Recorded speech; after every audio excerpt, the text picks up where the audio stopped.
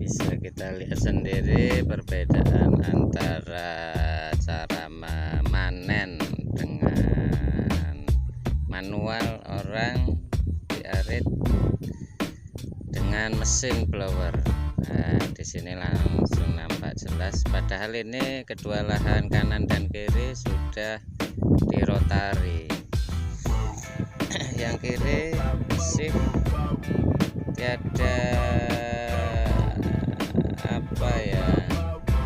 tumbuhan padi, terutama sisa-sisa pemanenan nggak ada sama sekali ya. Tapi kalau yang pakai blower bisa Anda lihat sendiri, bisa seperti disebari, seperti papan sebaran, rapat sekali. Padahal ini sudah dirotari, sama-sama dirotari, terpaut 15-20 hari lah sudah tumbuh seperti ini, bijinya rata.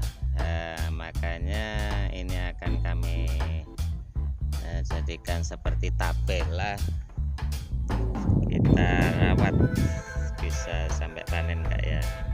Mudah-mudahan tambah doanya dulur-dulur. Oke.